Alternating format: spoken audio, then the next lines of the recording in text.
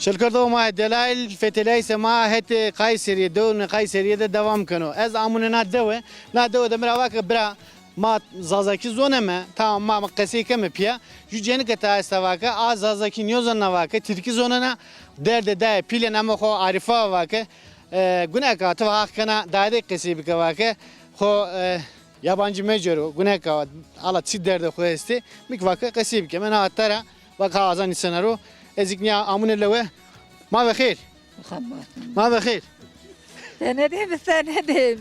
Ve Anam sarında. yok, babam yok, bacım yok, kardeşim yok, kimsem yok. Bir kaynım var, gavur yanıma gelmiyor. Saynino Kaynım Davud'a kardeşi. saynino say Yürek gitmiş, yürekten kardeşi. Şiorak He. ne çetokuyor bunu tokuyor Ben burada oturmuyoruz, burada oturuyorum. Ben evet burada okuyor evet o Benim evim yok, benim evim yok.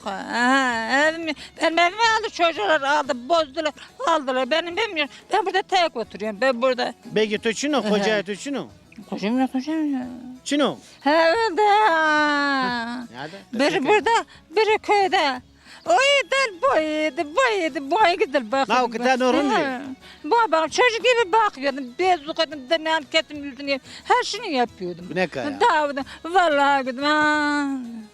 Kimse gelmez diyor. Buraya kimse gelmiyor. Hasret kimse gelmiyor diyor. nika smak şirkette ma delail nika vane Türkiye zazaki kırdaşki niye sık nika na zon piyoroz birey ez han van ez zazaki kasekon ve Türkiye kasekana Tahta yazmışlar deme.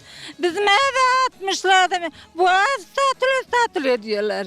hakkana Benim kim yapmış, kimin günahı bu? Ben Ankara'ya gittim, Ankara'ya. Bu evi yapmışlar. kişi Ankara Bilmiyorum şimdi ben bile bakışım başlık verirse ben de çıkarım dedim.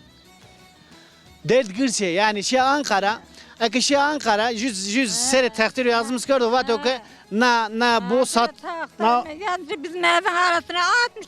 Bizim oğlan gelmiş. Bu ev satılıyor diye. Bizim oğlan gelmiş.